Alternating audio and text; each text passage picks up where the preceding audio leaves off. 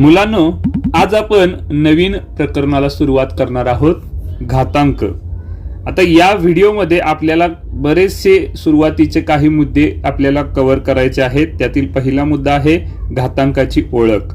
त्यानंतर आपल्याला दिलेली संख्या घातांकित रूपामध्ये कशी लिहायची असते, त्याचे वाचन कसे करायचे, लेखन कसे करायचे, पाया, घातांक अशा अनेक संकल्पना या व्हिडिओमध्ये आपल्याला समजावून घ्यायच्या आहेत। तसेच घातांकित संख्येची किंमत देखील आपल्याला कशा पद्धतीने काढता येईल हे देखील आपल्याला याच व्हिडिओमध्ये समजावून घ्यायचे आहे। त्यामुळे काळजीपूर्वक लक्ष देऊन हा संपूर्ण व्हिडिओ आपल्याला पाहायचा आहे आणि महत्त्वाचे मुद्दे आणि उदाहरणे आपल्या वहीत आपल्याला नोंद करून घ्यायचे आहेत। चला तर मग सुरू करूया। या ठिकाणी पहिले वाक्य दिलेले आहे की एखाद्या संख्येचा पुन्हा पुन्हा गुणाकार करण्याची वेळ येते तेव्हा घातांक उपयोगी पडते। आता घातांक केव्हा उपयोगी येते याचं आपल्याला इथं उत्तर रीतसर दिलेलं आहे की पुन्हा पुन्हा गुणाकाराची जेव्हा वेळ येते। उदाहरण 1 मी या ठिकाणी लिहूनच ठेवलेलं आहे। 3 या संख्येचा गुणाकार पुन्हा पुन्हा केलेला आहे। किती वेळा केलेला आहे? 1 2 3 4 आणि 5, एकूण 5 वेळा या 3चा गुणाकार केलेला आहे। आणि हे एवढी मोठी संख्या लिहिण्याऐवजी त्याला आपण शॉर्टकट मध्ये 3चा घातांक 5 अशा पद्धतीने लिहू शकतो। याला आपण घातांकित संख्या म्हणतो। आता इथं नेमकं काय केलं तर खाली 3 ही संख्या लिहिलेली आहे आणि त्याच्या डोक्यावर उजव्या बाजूला उजव्या कोपऱ्यामध्ये 5 हा अंक लहान, थोड्याशा लहान आकारामध्ये लिहिलेला आहे, तो घातांक असतो। याचा अर्थ काय होतो की 3 या संख्येचा 5 वेळा गुणाकार, डोक्यावर जी संख्या दिलेली आहे तेवढ्या वेळा खाली दिलेल्या संख्येचा गुणाकार करणे, हे एवढं शॉर्टकट मध्ये आपल्याला लिहायचं आहे। हेच आपल्या घातांकाचे मूळ सूत्र किंवा मूळ मांडणी आहे असं म्हणायला काही हरकत नाही। आता याचे वाचन कसे करायचे तर मी 3 जेवढ्या मोठ्या आकारात लिहितोय त्याच्यापेक्षा 5 थोडासा लहान आकार करून लिहिणार आहे उजव्या कोपऱ्यात डोक्यावर। तर या संख्येचे वाचन आपण वेगवेगळ्या पद्धतीने करू शकतो। उदाहरणार्थ 3चा घातांक 5 किंवा 3चा 5वा घात अशा पद्धतीने लिहिले तरी सुद्धा चालू शकेल। दोन्हीपैकी कोणत्याही पद्धतीने वाचन केले तरी सुद्धा चालू शकेल। 3चा घातांक 5 म्हटलं तरी चालेल आणि 3चा 5वा घात म्हटलं तरी सुद्धा चालेल। याचे इंग्रजीमध्ये वाचन कसे कराल तर 5 raised to 3, 5 हा त्याचा घातांक आहे आणि 3 हा त्याचा पाया आहे। इथे पुढे आपल्याला काही छोटेसे प्रश्न विचारलेले आहेत, पाया किती, घातांक किती आणि घातांकित संख्या किती। तर पाया म्हणजे जी खाली संख्या दिलेली आहे, ज्या संख्येचा आपण पुन्हा पुन्हा गुणाकार करणार आहे त्याला आपण पाया म्हणूया। म्हणजे या उदाहरणामध्ये 3 हा पाया आहे। घातांक म्हणजे जी संख्या डोक्यावर लिहिलेली आहे, जेवढ्या वेळा दिलेल्या संख्येचा गुणाकार करायचा आहे त्याला आपण घातांक असे म्हणूया। आणि घातांकित संख्या म्हणजे काय तर पाया आणि घातांकाला एकत्र करून जी आपण संख्या लिहिलेली आहे म्हणजे 3चा 5वा घात किंवा 3चा घातांक 5 या पूर्ण संख्येला घातांकित संख्या आपण असे म्हणतो। आणखी एका उदाहरणाद्वारे हेच गणित समजावून घेऊया। या ठिकाणी 7चा गुणाकार पुन्हा पुन्हा केलेला आहे। किती वेळा केलेला आहे? 1 2 3 आणि 4 वेळा केलेला आहे। मग यालाच आपण शॉर्टकट मध्ये घातांकाच्या रूपामध्ये कसं लिहू शकतो तर 7चा घातांक 4 किंवा 7चा 4था घात असेही आपण लिहू शकतो। वाचन कसे करणार तर आत्ताच आपण सांगितलं 7चा घातांक 4 किंवा 7चा 4था घात, यापैकी कोणत्याही एका पद्धतीने वाचन केलं तरी सुद्धा चालू शकतं। पाया किती आहे तर ज्या संख्येचा पुन्हा पुन्हा गुणाकार करतो ती संख्या म्हणजे 7 आणि घातांक आहे 4, जितक्या वेळा गुणाकार करणार आहे तो त्याचा घातांक असतो। हे आता आपल्याला लक्षात आलं असेल। चला आता पुढचा मुद्दा पहा, इथं काय दिलेला आहे की जर घातांक 2 असेल तर वाचन कसे करायचे। तर नेहमीप्रमाणे समजा मी या ठिकाणी एक उदाहरण घेतले 5चा घातांक 2, तर याचे वाचन आपण 3 प्रकारे करू शकतो। यापूर्वी मी तुम्हाला 2 प्रकारे वाचन करायला शिकवलं, परंतु जर घातांक 2 असेल तर मात्र आणखी एका पद्धतीने आपण वाचन करू शकतो. पहा, 5चा घातांक 2 आणि 5चा दुसरा घात हे आपण यापूर्वी समजावूनच घेतलेलं आहे. परंतु जर घातांक 2 असेल तर त्याला आपण 5चा वर्ग असेही म्हणतो.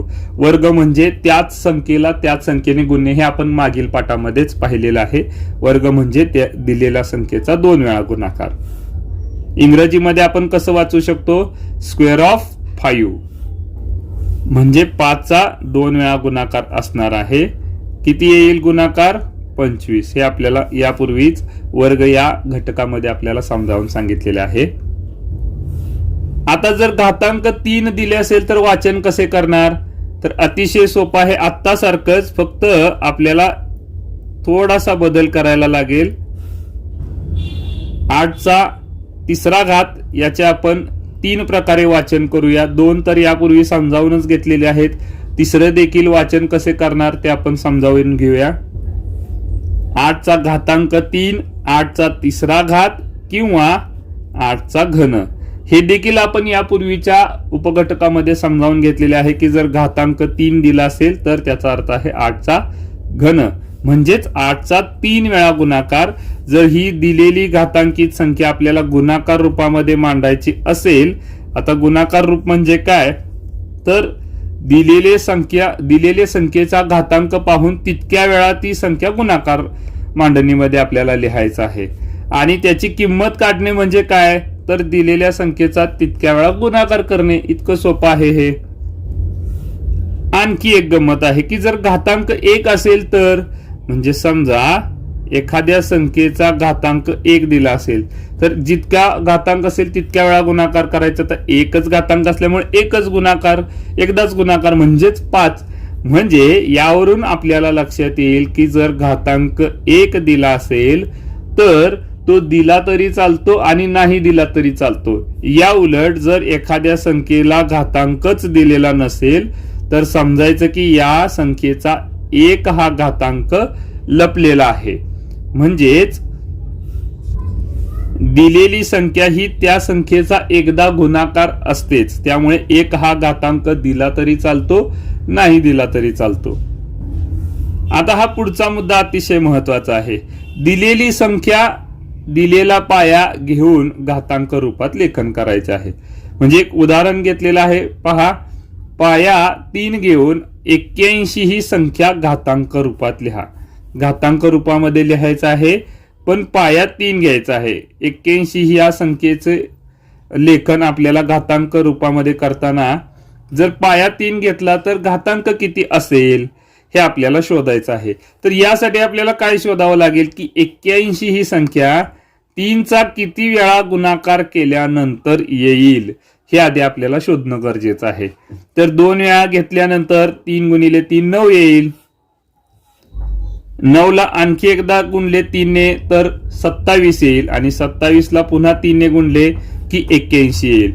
याचा अर्थ 3चा जर आपण 4 वेळा गुणाकार केला तर उत्तर 81 येईल. याचा अर्थ 3चा घातांक 4 असे जेव्हा आपण लिहू तेव्हा त्याची किंमत असते 81. आणखी एक उदाहरण पाहूया.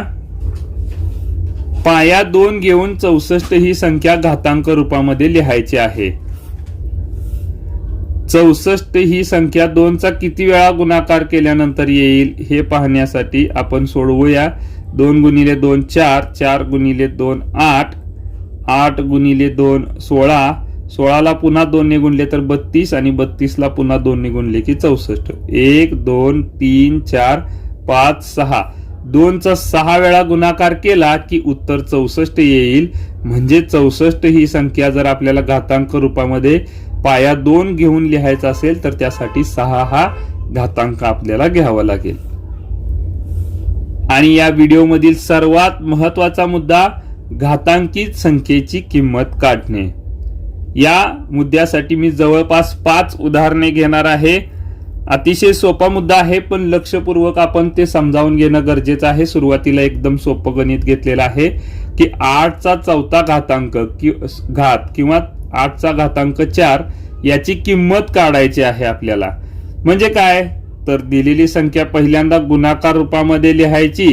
जितका घातांक आहे तितक्या वेळा दिलेली संख्या गुणाकार रूपात मांडायची आणि पुन्हा या सगळ्यांचा गुणाकार करायचा. 8 गुणिले 8 64 गुणिले पुन्हा 8 गुणिले 8 64 आणि आता 64 गुणिले 64 म्हणजे 64चा वर्ग करायचा आहे. 2 अंकी संख्येचा वर्ग करण्याचा शॉर्टकट आपल्याला यापूर्वीच्या व्हिडिओमध्ये समजावून सांगितलेला आहे. सुरुवातीला एकक स्थानचा वर्ग 4चा वर्ग 16 हाताला 1 पुन्हा दोन्हींचा गुणाकार आणि त्याची दुप्पट 6 गुणिले 4 24 आणि त्याची दुप्पट आहे 48 आणि हे 1 49 हातच्या आले पुन्हा 4 पुन्हा दशक स्थानच्या अंकाचा वर्ग आहे 6चा वर्ग 36 36 आणि 4 40 म्हणजेच जर 8चा 4 वेळा गुणाकार केला तर उत्तर येणार आहे 4096. हीच त्या घातांकित संख्येची किंमत आहे. आणखी एक उदाहरण पाहूया. आत्ता सारखंच उदाहरण आहे परंतु दिलेली संख्या ही ऋण आहे. पाया ऋण संख्या दिलेली आहे म्हणून घाबरून जायची गरज नाही. ऋण 15चा 3 वेळा गुणाकार घातांक 3 आहे म्हणजेच 3 वेळा दिलेली संख्या आपल्याला गुणाकार रूपामध्ये मांडायची आहे. आता पहिल्या दोघांचा आधी गुणाकार केला तर 15चा वर्ग आहे 225 आणि ऋण ऋणचा जर गुणाकार केला तर ते उत्तर येतं धन, त्यामुळे चिन्ह देत नाही आणि गुणिले पुन्हा आणखी ऋण 15 ने गुणायचं आहे. आता एक धन संख्या आणि एक ऋण संख्या यांचा गुणाकार नेहमी ऋण येतो. आता 225 ला 15 ने गुणूया. 15 गुणिले 5 75 हातचा आले 7 15 दुने 30 30 आणि 7 37 हातचा आले 3 15 दुने 30 आणि 3 33. पहा मी बऱ्याचदा हातचा लिहिताना गमती जमती करत असतो. कच्चं काम आहे ना त्यासाठी खूप वेळ घालवायचा नाही. तिथे अक्षर चांगलं येतं किंवा खराब येतं हे पाहत बसायचं नाही. आपल्याला फक्त समजलं ना की झालं. वेळ वाचवणं हा त्यामागचा मुख्य हेतू असतो. म्हणजे उत्तर आलेलं आहे ऋण 3375. तिसरे उदाहरण पाहूया. दशांश अपूर्णांक दिलेला आहे 0.5 याचा 3 वेळा गुणाकार घातांक 3 आहे म्हणजेच आपल्याला 3 वेळा गुणाकार करायचा आहे. दशांश अपूर्णांकाच्या गुणाकारामध्ये आपण पाहिलेलं आहे की दशांश चिन्ह नाही असं समजून आधी गुणाकार करायचा म्हणजे 5 गुणिले 5 गुणिले 5 हे उत्तर येईल 125 आणि मग पुन्हा एकूण दशांश तळ मोजा 1 2 आणि 3 म्हणून 3 दशांश तळे मागे जाऊन आपण 0 घेतला तर उत्तर येईल 0.125. किती सोपं आहे पहा बरं. उदाहरण क्रमांक 4 इथे आपल्याला अपूर्णांक दिलेला आहे अंश आणि छेद. जर पूर्ण संख्येला कंस केलेला असेल तर याचा अर्थ त्या कंसातील प्रत्येक संख्येचा तो घातांक असतो. म्हणजे 8/5चा वर्ग दिलेला आहे याचा अर्थ 8चाही वर्ग आहे आणि 5चाही वर्ग आहे. म्हणजे 8चाही 2 वेळा गुणाकार करायला लागेल आणि 5चाही 2 वेळा गुणाकार करायला लागेल. 8चा वर्ग 64 आणि 5चा वर्ग 25 ही झाली दिलेल्या संख्येची किंमत 64/25.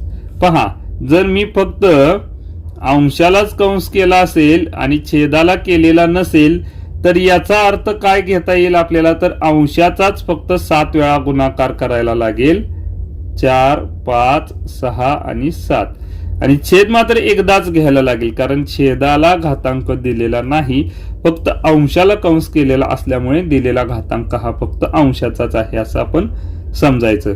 छेदाला घातांक दिलेला नाही म्हणजे तो घातांक एकच असणार आहे हे आपण यापूर्वी चर्चा केलेली आहे. त्यामुळे अशी थोडीशी फसगत मुलं बऱ्याचदा करत असतात म्हणून ही जाणीवपूर्वक मी तुम्हाला आठवण करून देत आहे. चला आता उदाहरण क्रमांक 5 पाहूया. ऋण 1/3चा चौथा घातांक. ऋण संख्या आहे म्हणून घाबरून जायचं नाही. ऋण संख्येचा 4 वेळा गुणाकार करायचा आहे. ऋण 1/3चा 4 वेळा गुणाकार करूया.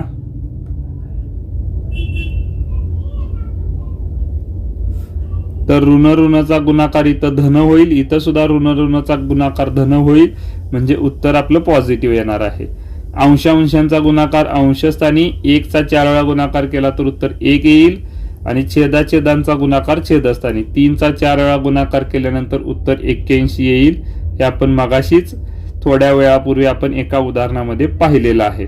म्हणजे या सगळ्याचे उत्तर आलेले आहे 1/81.